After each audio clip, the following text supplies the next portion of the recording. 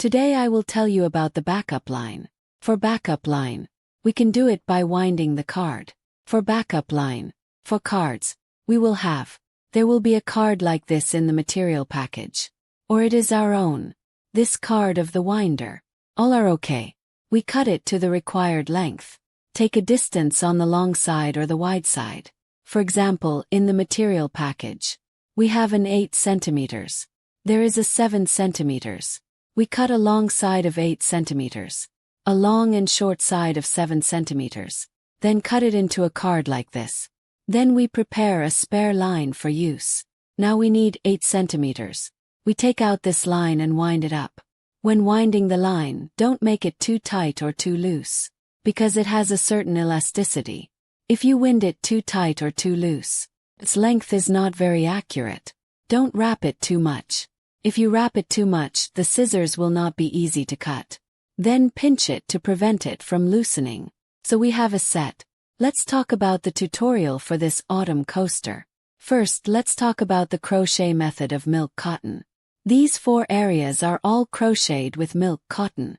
Let's talk about the specific crochet method of milk cotton. Let's talk about the knitting method of milk cotton. This is the milk cotton thread we prepared, according to the required length and number. For example, we need 2 strands. 2 strands of cotton wool. Then we select 2 strands. Then align them like this. After aligning them, twist them into a circle like this. Pinch this end. Then our crochet hook has a tongue. It can be opened like this. Then we first need to use this crochet hook. Through this grid, we chose to stand vertically like this. This place. Vertically, horizontally. Horizontally, we choose the vertical position. This is more convenient. We push from right to left. Choose this and then use this crochet hook to push it over like this. See it? He locked it at this place. Then we push it forward a little bit. This way, the tongue coating will be opened. After pushing it open, there will be a hook here. We will put this circle into this hook. Then push forward. So our tongue coating. You see he has completely passed this. This tongue coating has completely passed this. Then we pull back. At this time, through the obstruction of this line, he pulled it forward tightly. Then pull it over here. After hooking it like this, we just put it in this way. Then push it forward. We put the line in this hook. Then like this. When you pull it back, the tongue will close automatically. Then when we pass it through like this, if it's not easy to pull it out like this, we just buckle it like this. Bring it here like this. Let's take a quick look.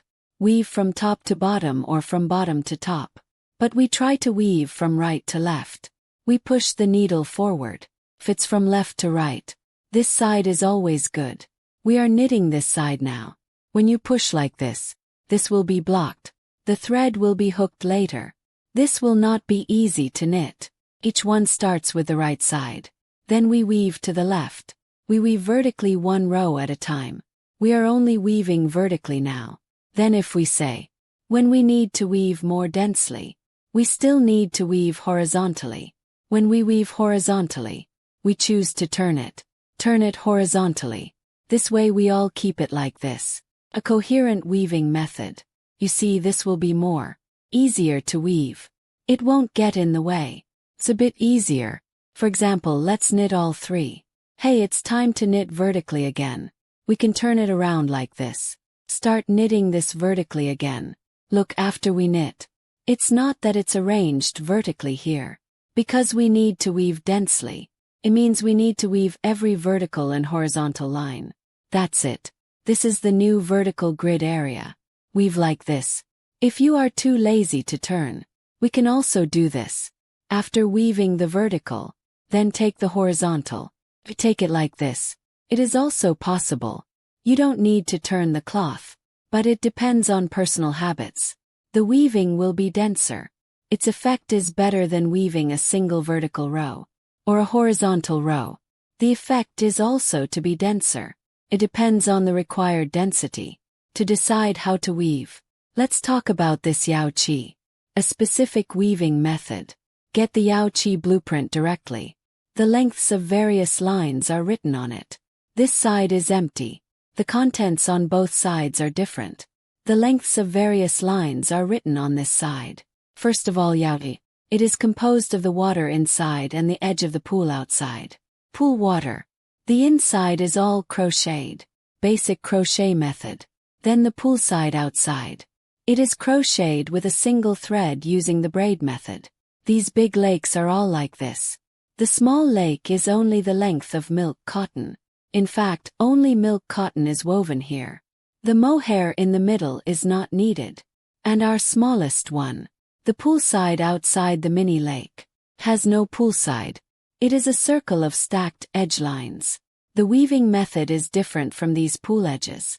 Please note the difference, including these positions, including these positions, and here are these positions. They are all piled up, with the braids on the sides of these large arcs. The weaving method is different. Then let's talk about these large pools in detail. The water part of the pool. It is mainly divided into milk cotton and mohair parts. The milk cotton part. They are all the same length. What about the mohair part? It is slightly longer than the milk cotton by 1 centimeter. So we knit them separately. After knitting all the milk cotton, we need to cut it flat. Then we knit mohair. Because mohair is easy to get hair lint. When we cut it, there will be a lot of debris. Well, if you don't cut it first before knitting the mohair, it will stick to it. It won't be easy to handle. Let's knit the milk cotton first. Specifically the milk cotton part. We knit it this way. Please explain the color transition in detail. Our rulers are divided into different colors for drawing. The border outside the grid is a big circle. We drew the blue part inside, and the green part. But the white part has not changed. The white part is like this, because our white area is distance from the edge of the pool. The edge of the pool needs to be 2 spaces. After 2 spaces, we also need to knit a mixture of mohair and milk cotton, the white part.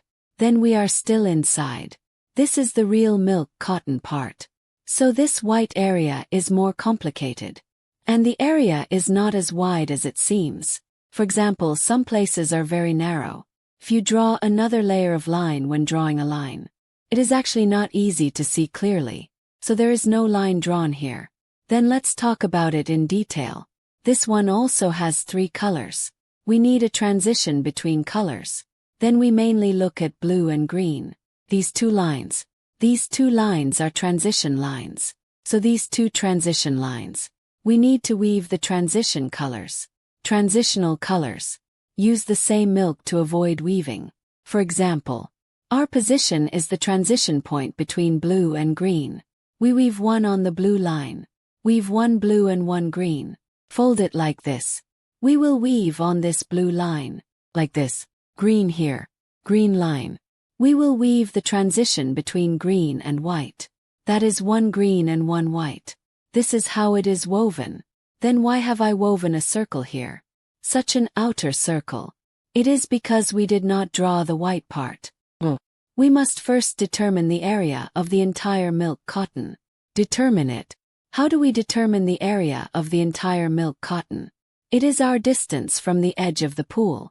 The distance between the milk cotton and the pool is the last circle. The location of the milk cotton. There are 4 spaces from the edge of the pool. The 4 spaces are the edge of the pool. There are 2 spaces from all the water in the pool. These 2 spaces, to ensure that the water in our pool is. When we get close to the edge of the pool, it is like this. It is slightly tilted outwards. Otherwise, if it stands like this, it won't have the effect of being full of water. That is, we will have 2 spaces here. Distance to the edge of the ruler. Then in the 2 squares, we knit mohair and milk cotton. White milk cotton and white mohair. The mixed knitting part. So there are 2 circles. So the 2 squares with 2 empty squares. The 2 squares of mohair mixed with the cow. This adds up to 4. We will reserve 4 squares. It is 4 squares away from the edge of the pool. We are going to weave a circle around the outside of the cow. We just put the milk to determine the position on the surface. As for why some of the colors are white and some are green, for example, if we count 4 squares, the position of the square, Look, we are counting 4 squares here. 1234 4 squares. Then we will start with the 5th square. Then we count to the 4th square. After counting, for the 5th square we need to weave milk cotton. This place is a blank. Then we will weave 2 white milk cotton. Weave at this position, because this place is originally white. It is equivalent to the distance of our ruler edge. Inside is actually the blue-green area. It is quite sufficient. At this time we can actually weave white. Then we weave 2 white milk cottons in this 5th one. We weave 2 white milk cottons. But for example like this area, it is far from our green. You see the green root line here is green. It is relatively narrow. When we count to the 5th grid of 1234, we are actually already on this green line. So we are on the green line we just mentioned. We need to weave the transition. It is the transition between green and white. Then we will weave the transition between green and white. We will weave the transition between green and white. We can weave the transition between green and white. It will determine the position of the milk surface at the edge. It is equivalent to when we count the squares. Count from the 10th side inwards. The 4th square is blank. We knit all white milk noodles. If we have already encountered the green, then we will weave a mixture of green and white. A transition color. Just put it on top. Then after the position of one circle is determined, we will weave the inner part. We just talked about transition colors. We are weaving both circles. These are the 2 circles of green and blue. They are all transition colors. So actually if we have transition colors, we try to weave 2 circles. Then we cross this line. We have already woven 1 circle. Then let's count outwards. When counting outwards, we need to knit 1 more circle. This way the transition color will actually be more natural. For example, we have already knitted 1 circle here. Then our position. Then weave another transitional one. Well, usually we only weave 2 or 2 circles at most. Then after weaving, we still have a grid away from this green and white area. At this time we weave all green. It seems that we can weave like this. But the blue and green, actually the grids in this area, are not equal. It's like this all the time. 3 grids or 2 grids. So some places are very narrow. For example, this place. Blue and green are next to each other. This time. In fact, we only need the 2 transition colors on the weaving line. These 2 lines are enough. For example, here. For example, here. The transition between green and white is on the green line. So we weave green and white here. So here is the composition of blue and green. We mean blue and green. Overall, our area is relatively wide. The area between the 2 colors is relatively wide. Then we can weave 2 circles of our color. And then weave 1 or 2 circles. This whole green is good. But when we are relatively narrow, just keep 1 circle on that line.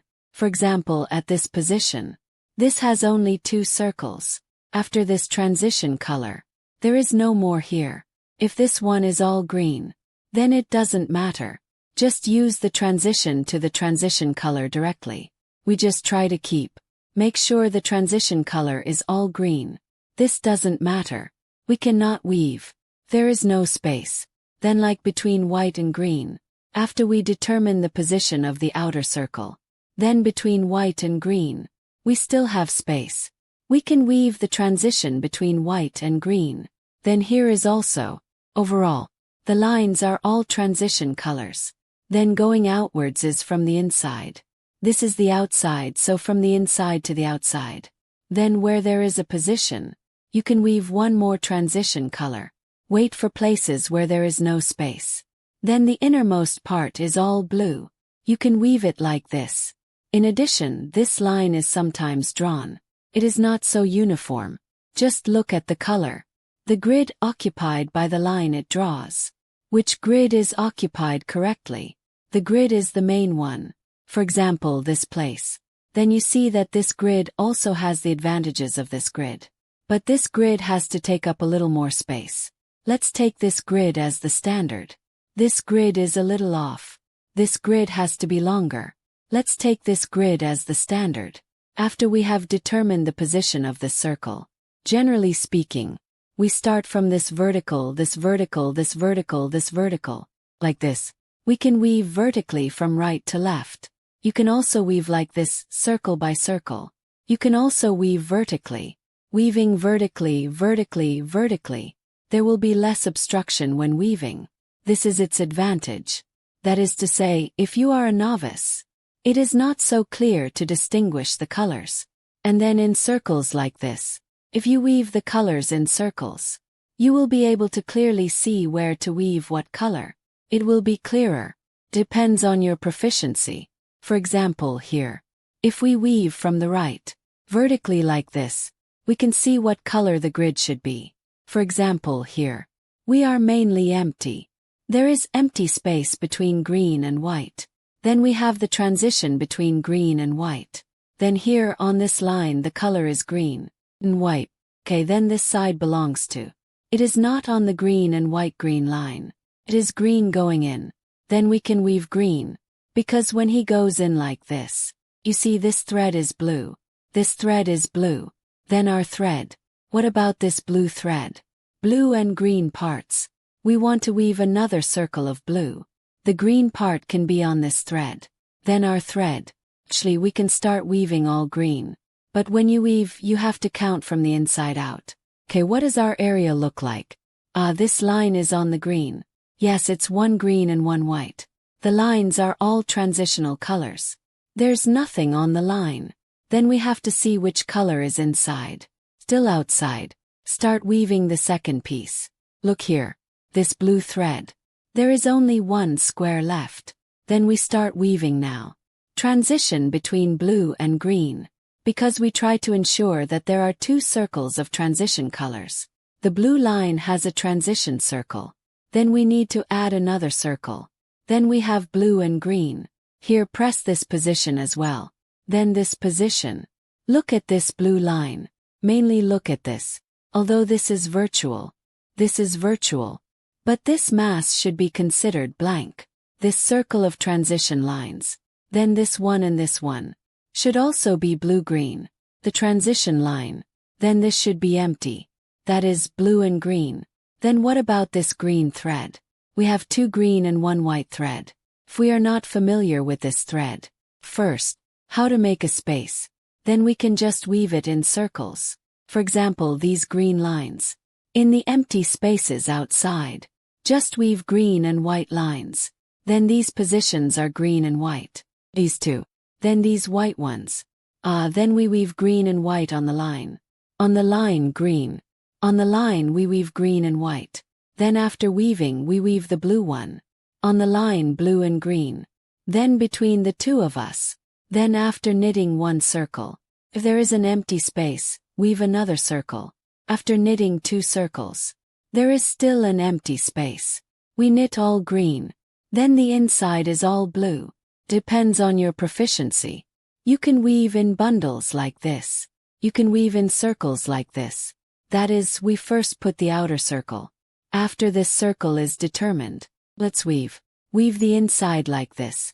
Then after we have knitted all the milk cotton inside, we will stand it up and cut it flat. Then weave the milk cotton.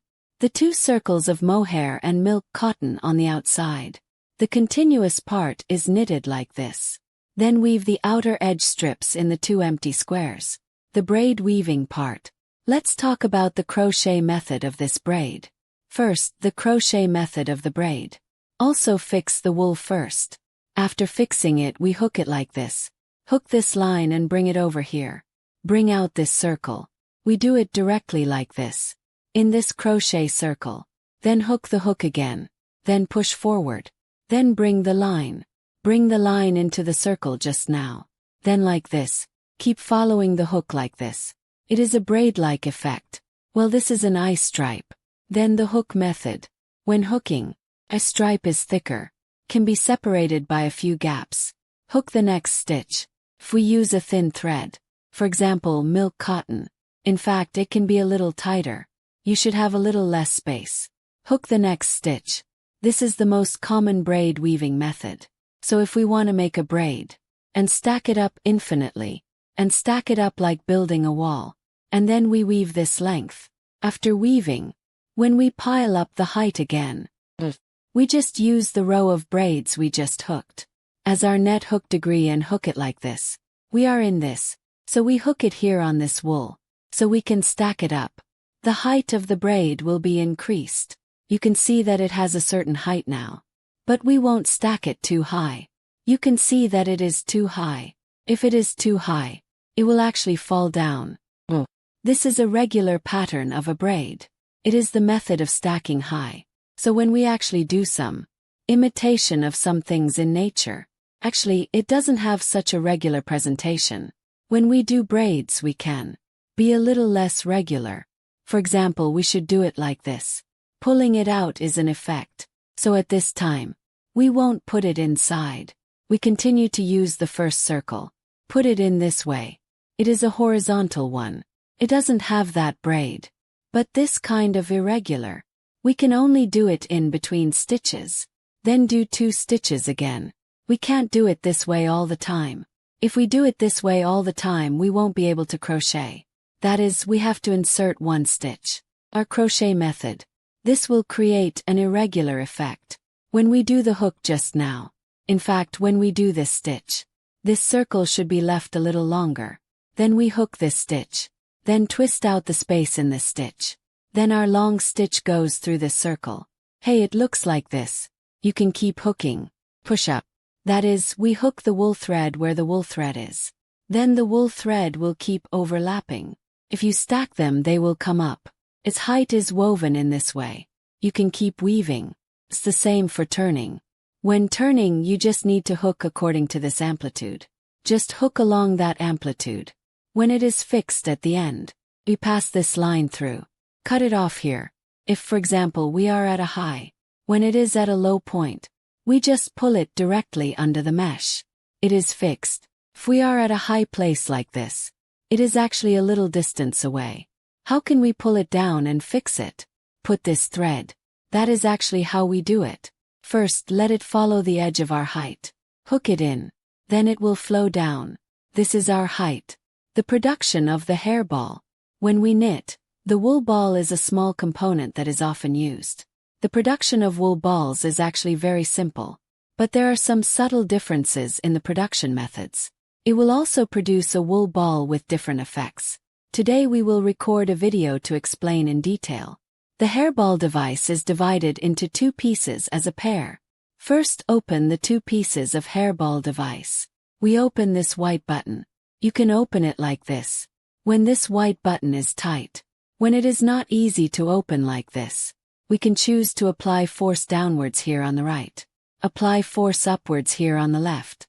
We can do it by staggering. It is also possible to open it this way. Open the 2 pieces of wool ball device. After opening we put the 2 pieces together. The hairball device is divided into this circle, the round hole and the raised point. We put the hairball device on this piece. The raised point of the hairball device. Aim at the round hole here. This is how it is tied. After closing the 2 pieces of the hemp ball machine, we wrap the hemp rope we need to make on it. Hold the end of the rope with your hand.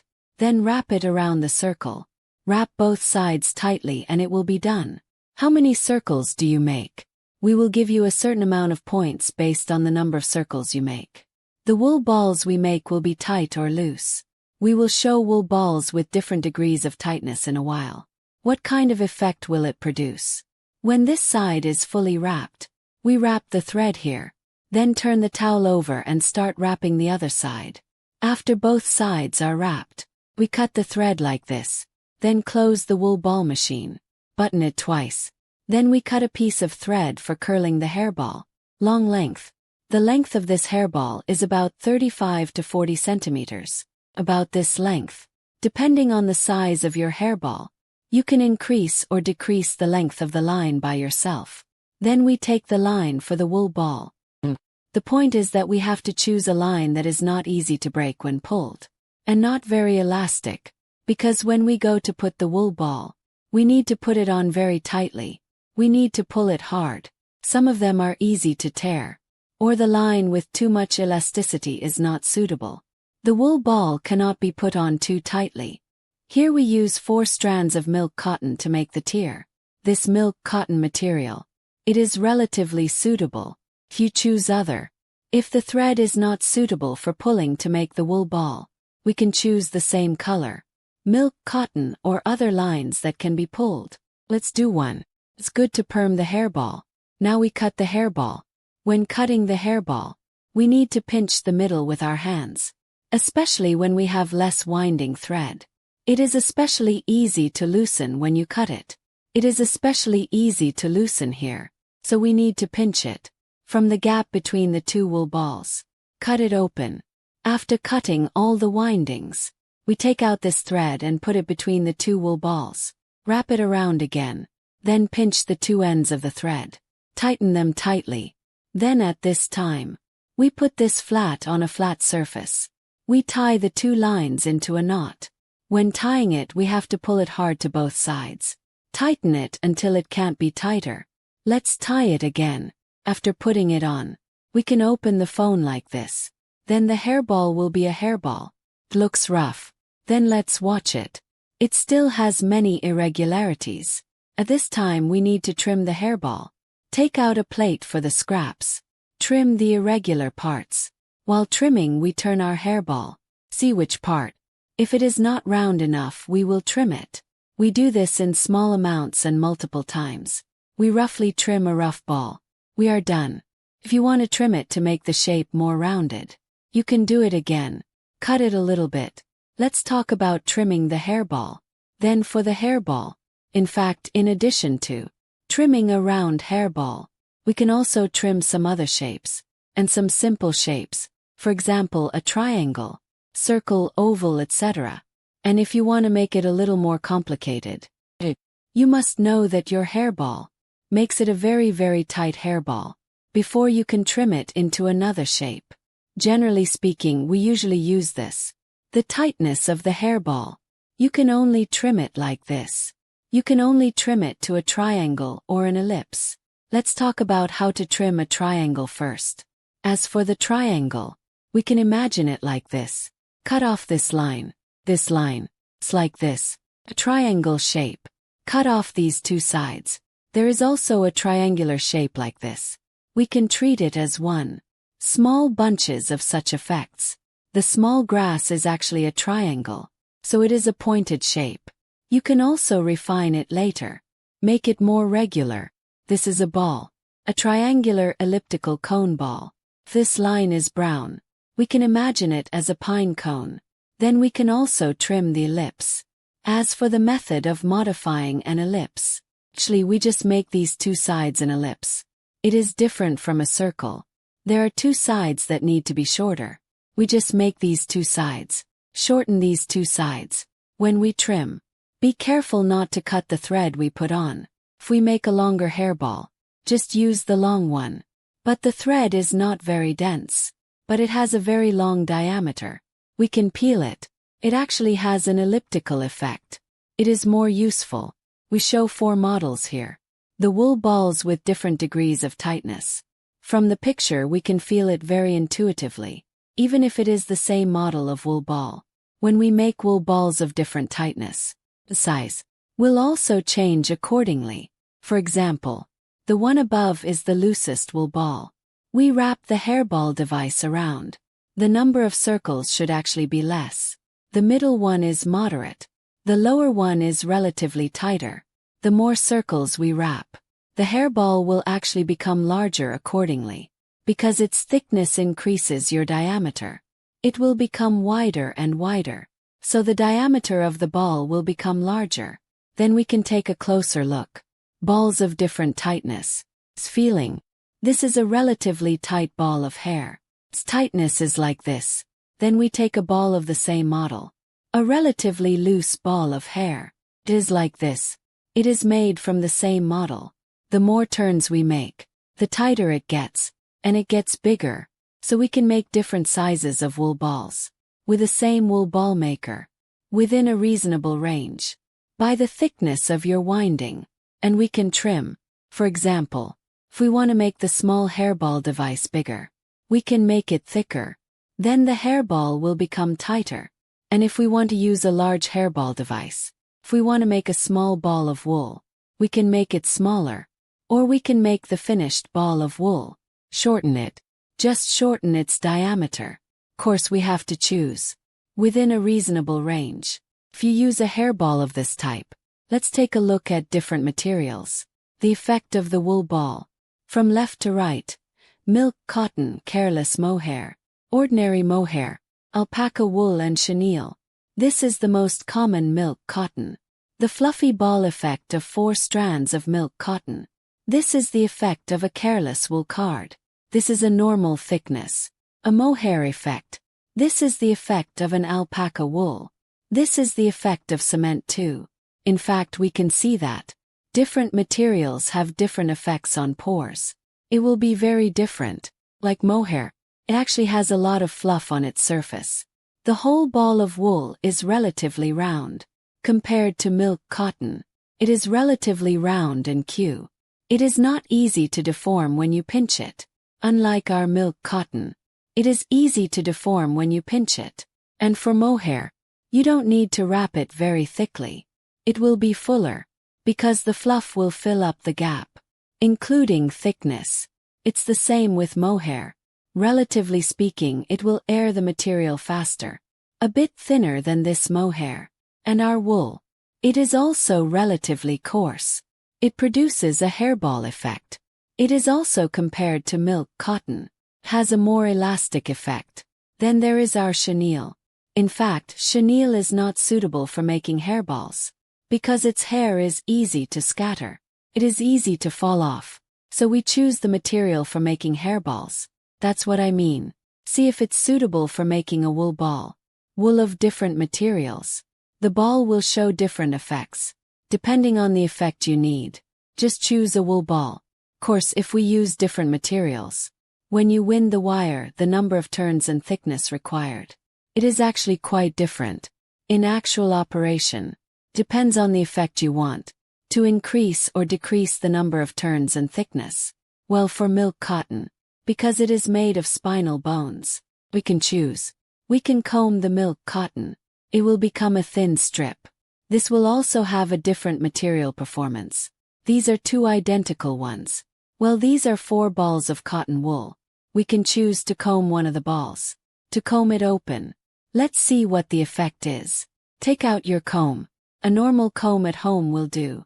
When combing, pinch a little in the middle. To prevent it from scratching the line. Material like milk cotton. It is easier to comb. Material like mohair is not easy to comb. Generally, I would not choose to comb it open. Depends on the material of the suede ball you made. To see if he can comb open the crossbone network line. Generally, when combing this hair ball, we comb it first and then trim it. These are open for combing. You can see that after combing, the texture is like this. It is slightly finer. This is what we didn't comb open. Because the hairball is relatively small.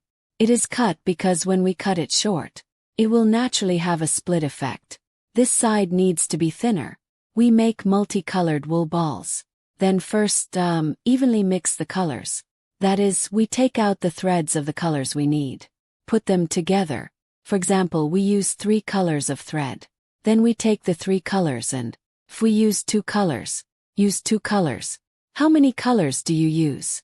Put them together. Then it is the same as winding a normal wool ball.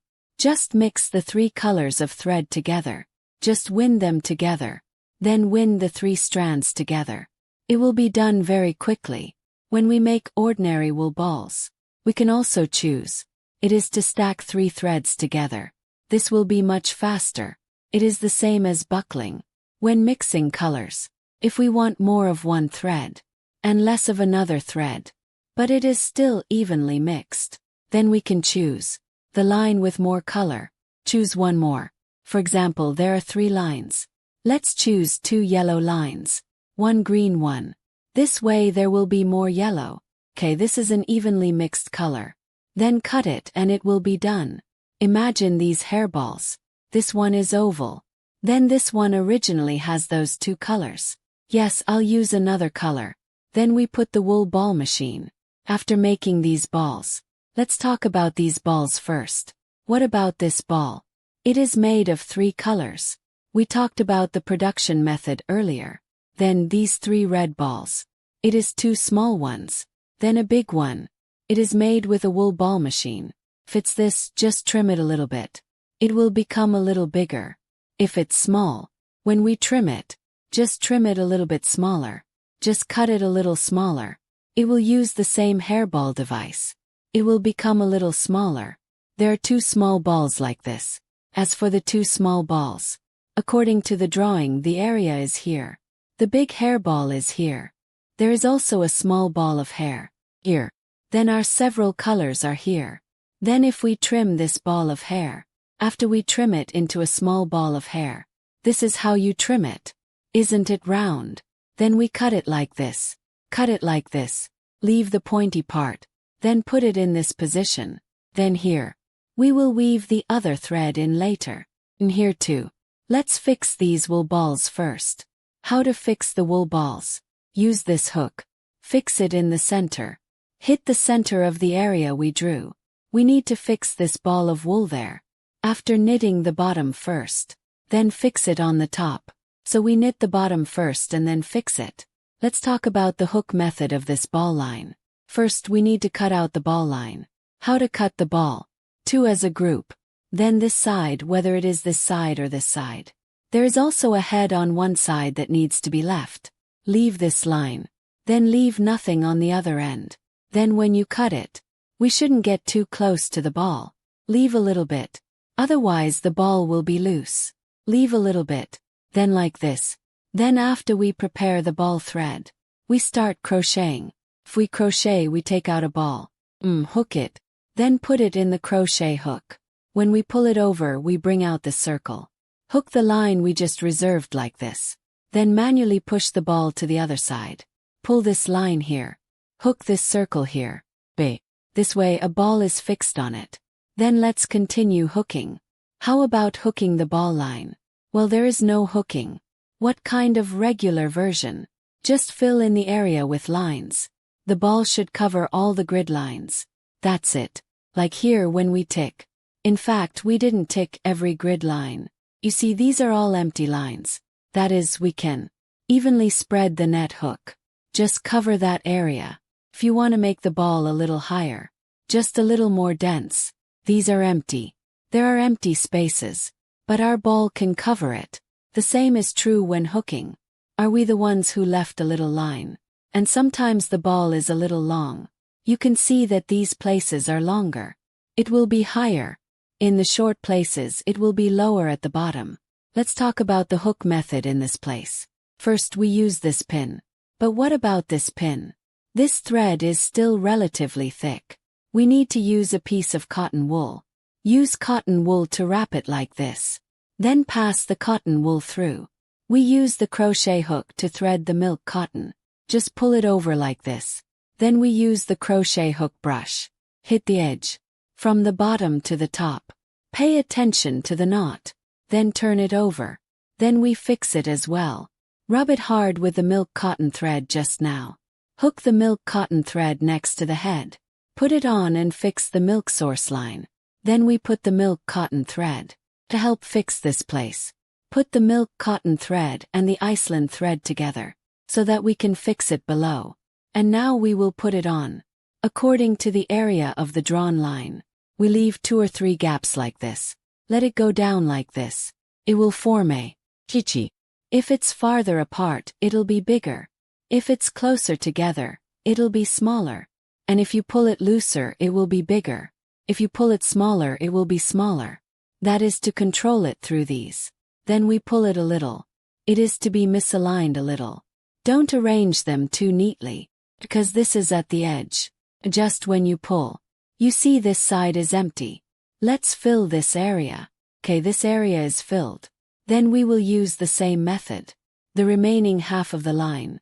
Hook it to the side. If there is an empty line next to it, you can also put it here. Try to leave a little space on both sides. This is the same thickness. Don't leave it too short. Put it a little further away. Otherwise it won't grow long if it slides. We'll also cut it here. Let's talk about this ice strip line. How to hook it when it is piled up. First, use this ice strip line. We use the net to hook through this curved hook cloth. Then put this ice strip line inside. Draw a circle. Then we pull the thread in here. Then fix it like this. After fixing it, we put it under the mesh. Okay, now we can start to draw. In fact, the method of drawing this line is very simple. It is actually just to keep drawing. Draw a circle. We draw a circle like this. Then draw another circle. Just keep drawing circles like this. In this way it can actually be stuck here. Because the border line is thicker. Can be stuck in this grid line. But sometimes it's not very tight. We can tick 2 in one box. But when ticking 2 in one box, we can't. For example, if I tick 1 here, I can't directly start the second needle from. Just tick here and tick another one. This way it will come out and become loose. If you make that one loose, because the line will go back, we must think. Tick 2 words in this box. We need to. This way. We need to tick from another grid. We need to tick a grid when we are offline. We need to use this grid to block it.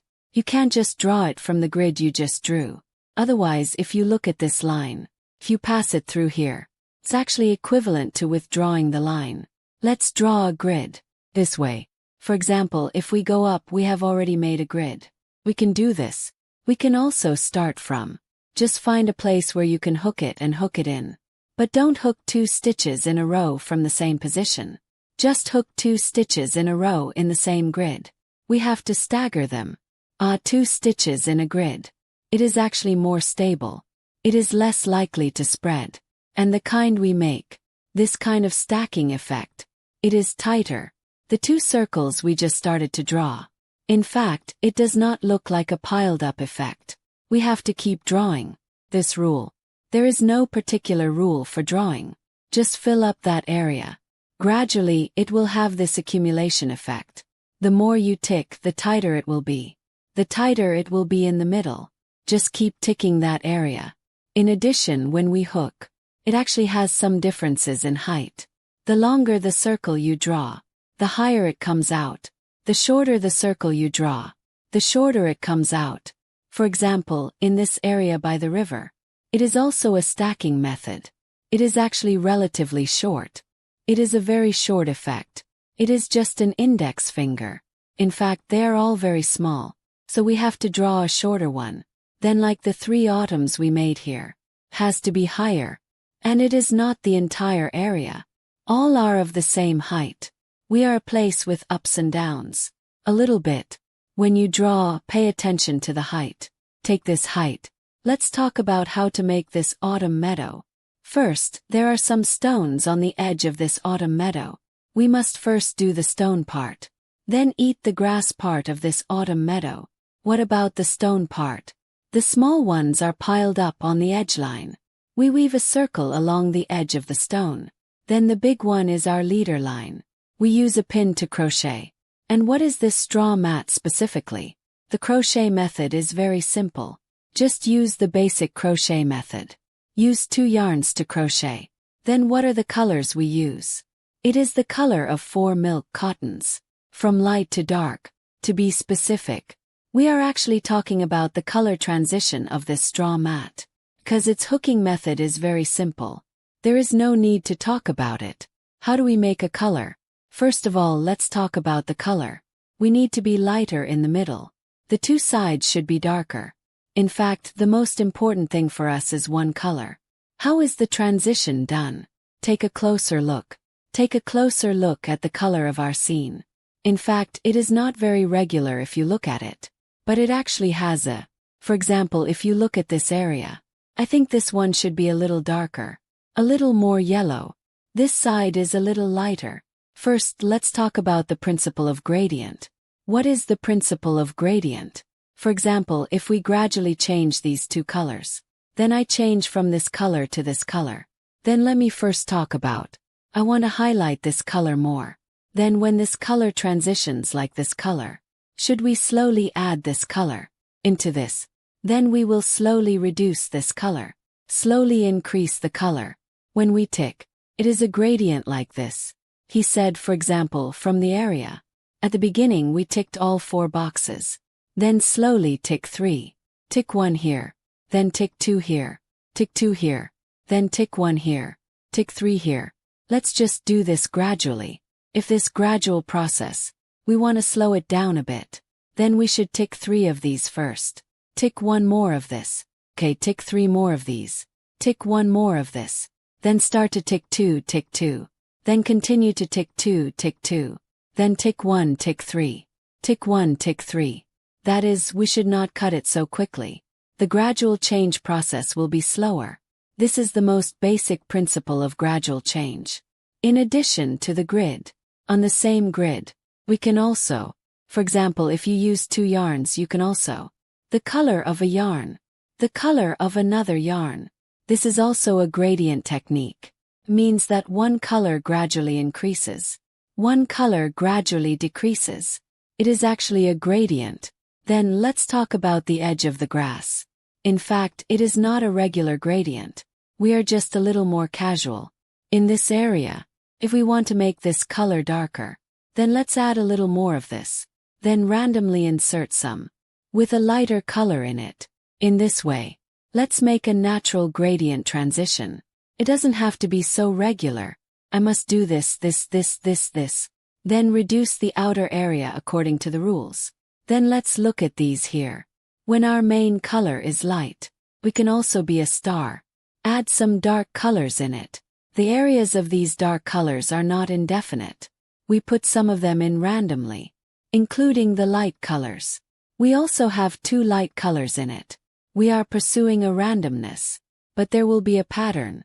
But it's not a very rigid rule. Then here, everyone is a little darker. Then there are some light colors scattered here and there. Then there are some light colors scattered here and there. There are also some light colors scattered here and there. After we talk about the colors, let's talk about the height of this meadow. The height in the north is a range. Actually, if you look at my height like this, it is not certain, because our grass's height is not uniform. So when we go to draw, we can be more casual. But overall, you see, at least in this area, it is almost the same height. We can't say that it's like this, such a uniform height. But overall, for example, these areas close to each other in a certain area, its height is almost the same. Don't be so flat. It can't be as flat as a lake. But at least it won't be particularly abrupt here. At least it won't be 14 centimeters and 10 centimeters. We will have an area, a relatively inconsistent effect. Then we approach these stones.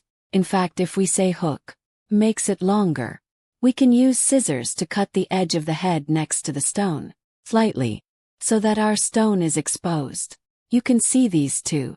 We are all stones. The grass on the edge is relatively light. It is also the cracks between the stones. We can also draw 1 or 2 layers of these. What about the reeds below? We are the difference between mohair and milk cotton.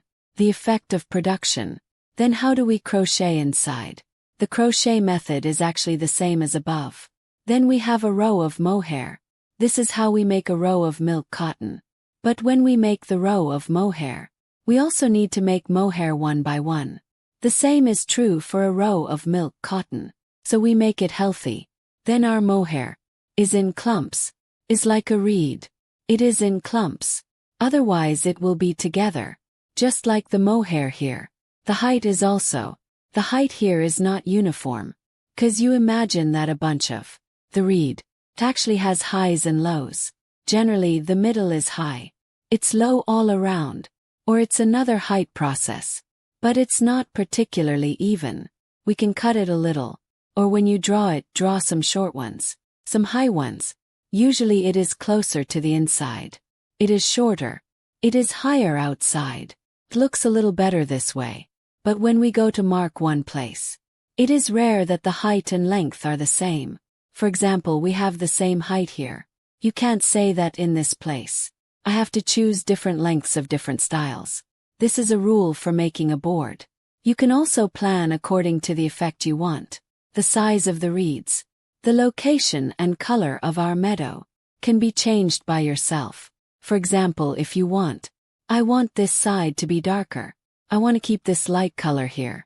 And I don't want this dark color here. I want any light color. Make it according to your own preference. Let me talk about the back cover. For the back cover, first cut off the excess mesh fabric. Cut until the woven edge is left. 3 to 4 grids. Cut each edge like this. You can cut a little deeper into the hairball area. Cut the edges first. After all the cutting is done, then use this needle to thread a strand of milk cotton. Well, you can sew with a single needle. What we are sewing now is, this is the extra. The 3 or 4 grids we left. Roll it in. Then use this thread first. Press it all over. Then when we sew the bottom later, it will be easier to sew. When we get up, we do this first. Put the needle at the starting point. Then follow this edge and sew all the way. Just give it roughly like this. Use the flat stitch to lift it like this. Then you can see that this part is redundant. When it is redundant, we fold this part over. The folded part. You need to press it from the folded part. Also, there are concave parts like this. It is difficult to fold when it is folded. You can see that it will roll up both sides. This time, we need to make a cut. There are 3-4 square grids here, right? We just need to make this cut. Just a little inside. This way 1 square is enough. We reduce the 3 or 4 grids to only 1 grid. We just need to cut it open. Cut it here until there is 1 grid left uncut. Then when we fold it, it will be folded like this. Look. Now you can fold the extra mesh. After folding everything, we put the bottom under the carpet. We flatten it. Then lay the carpet flat. If there is a curl like this, make sure to flatten it. Then we go around the edge of the carpet. Cut it. Just keep cutting the bottom. Like this. About 1 to 2 centimeters. The edge of the carpet. Be careful not to move when cutting the carpet and the bottom. If you are afraid of movement, you can put some weight on the carpet. It won't move. After sewing, we don't move the carpet and the bottom. Just keep it as it was just cut. Then start sewing. When sewing, also fold the bottom of the carpet inwards. For example, this position is what we just sewed. You just fold the extra part inwards like this. Fold it and align it with the edge of the top. Then we fix it with the first stitch. Thread it with a needle. This bottom. Also use the mesh fabric we just sewed. So this milk cotton. We sew them together. After fixing them, we align the edge of this. And align here. After that, go from the mesh cloth to the bottom. Note that the thread here is double-stranded. Just now we folded the extra. When you buy online, it is single-stranded. Here we have double-stranded. Because if we use double strands outside, is that so? When it is sewn together, it will cover the edge. If we use double strands, it will cover more areas. Then follow the edge of the carpet. Keep folding and sewing. Then the distance between the needles. Don't make the distance between the previous stitch and the next stitch too wide. The stitch length of each stitch and the width of the next stitch. And the distance from the edge of the fabric. The positions should be consistent. Add a stitch every 0.5 centimeters. If you want to sew more densely, you can also sew closer. If you want to sew a little through, you can also sew a little wider. But try to make it a little denser. It looks better. Still sewing and cutting. Standing it up like this. You do this. If you don't want to show the net arm, you just sew very tightly. Then he won't be able to completely leak out the net arm. We usually do it smoothly. From the bottom of the net, insert the needle like this. Wrap the edge. You can see that this side is relatively thin. This side is a little denser. The denser one makes the network package better. Then the needle placement is even. It looks better. We can adjust the thread a little bit. That's it. Then this side needs to be thinner. This side needs to be denser. This is the effect of dense stitching. Then we just keep stitching. Just follow the chanting. Then it is also the place where you encounter the concave part. You need to make a cut. It is different from the net we just sewed. You need to make a cut. Then you can pinch it in. Just keep making it.